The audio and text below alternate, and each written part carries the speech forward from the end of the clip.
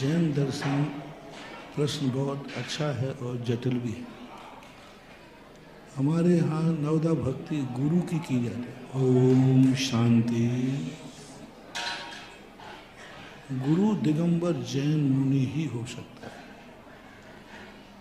आजकल बड़ी परंपरा चल रही है धार्मिक क्षेत्र में। लौकिक गुरु अलग चीज है, धार्मिक क्षेत्र में लोग किसी को भी गुरु मान लेते हैं, पंडित को गुरु मान लेते हैं।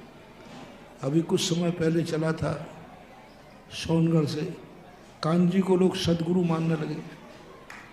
सबस्त्र था, वस्त्र था, एक धागा भी जिसके पास है, यदि धार्मिक दृष्टिकोण से गुरु मानता है तो वो कुगुरु को ही मान रहा है, चाहे बोले कोई भी हो। कुगुरु किसे कहते हैं? पंडित को पंडित मानना दोष नहीं है, पंडित को गुरु मानना। पिता के पैर पड़ना दोष नहीं है, लेकिन पिता के गुरु मान के पढ़ना दोष है। पिता के पैर पड़ सकता बेटा कि नहीं, लेकिन गुरु मान के करे तो, भगवान मान के करे तो मिथ्यात है।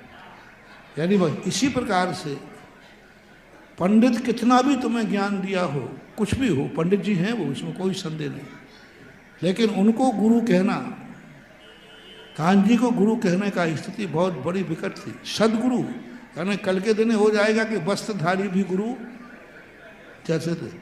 हमारे संस्थान में बैनरराय जी वगैरह थे, उस समय उनको बच्चे गुरु जी कहने लगे, गुरु जी बोलते थे। फिर मैंने उस पर स्टे लगाया, मैंने कि नहीं, संस्थान में ये नहीं, एक धागा भी जिसके पास है उसको कभी भूल करके गुरु नहीं कहना।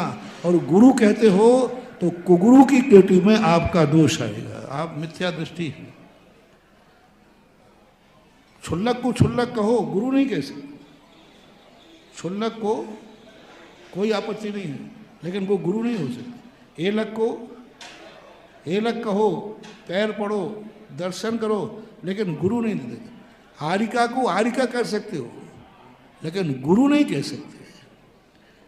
गुरु पूर्णिमा के दिन कोई कह रहा है गुरु पूर्णिमा, हम कहाँ जा रहे हैं? बोले हमारे पंडित जी गुरु हैं, कोई कहता हमारे हेलक जी गुरु हैं, कोई कहते छुल्लक जी गुरु हैं, कोई कहते हमारी आरिका माता गुरु हैं।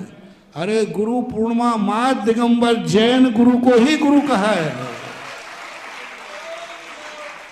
गुरु पूर्णिमा कोई यदि पंडित में और लौकिक मनाता है तो वो मिथ्यात की कोटि में जाएगा, वो गुरु है ही नहीं।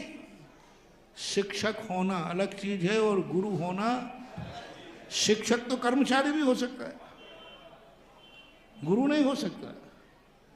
तो ये सब शिक्षक हो सकते हैं, गुरु नहीं हो सकते। तो यदि तुम्हारे लिए भाव है कि मुनि और अभी मैंने कहा ना, 100 साल पुरानी आरिका भी तुरंत जाने वाले मुनि को नमोस्तु करती है, क्योंकि उसकी दृष्टि में वो पंच परमेष्टि गुरु है। इसलिए ये गुरु की कोटि में नहीं आ सकते। आजकल कोई बहुत लोग गुरु लगाने गए, गुरु माता, गुरु साता, गुरु काता, गुरु क्या पता है क्या क्या करते। धार्मिक दृष्टि से नहीं, धार्मिक मंच से नहीं, धार्मिक भेष को नहीं, धार्मिक दृष्टि से आप कहते हो कि हमारे गुरु माँ हैं, गुरु पिता हैं, गुरु भाई हैं, तो वो एक प्रकार का वस्त्रधारी है, तो गलत हो जाएगा। इसलिए सम्यक दृष्टि होना अलग चीज है और गुरु होना अलग है। इसलिए ये लग शुल्लक कारिकाएं ये गुरु नहीं है। गुरु पूर्णिमा पर जाकर के इनको गुरु के रूप में तुम पूजा कर रहे हो कि हमारे गुरु हैं, तो आप शिक्षक मान सकते हो, गुरु पूर्णिमा के दिन नहीं मान सकते, क्योंकि गुरु पूर्णिमा माँ दिगंबर जैन मुनि को है थे। आरिका एलक शुल्लक मिल जाने से वो गुरु नहीं हो गए। दिगंबर वेश धारण करने वाला ही गुरु होता है। इसलिए ये भेदभाव ना हमने किया है ना तुमने किया है, ये भेदभाव भगवान महावीर ने किया है। भगवान की वाणी में आया है। मुनियों को और श्रावकों को, एलक शुल्लक आरिकाओं को एक सभा में बैठा ला, आरिकाओं को श्रावका की सभा में बैठा ला, एलक शुल्लक को श्रावकों की सभा में बैठा ला, लेकिन मुनियों को आपकी सभा में नहीं बैठा ला। मुनियों को सभा अलग से दी है। इसलिए ये भेद होने ही चाहिए। सभी पिछी का मंडल है तो सब गुरु नहीं होगा, पिछी कमंडल लेने से गुरु नहीं हो रहा। टके शेर भाजी टके शेर खाजा, अंधेर नगरी और चौपट राजा। पिछी कमंडल में भी भेद होता है। इसलिए दोनों का आगम के अनुसार सभी आचार्यों ने गुरुपद की संज्ञा, परमेष्ठीश्वर की संज्ञा दिगंबर मुनि को ही दी है, वस्त्रधारी को नहीं। वो वस्त्रधारी कोई भी हो।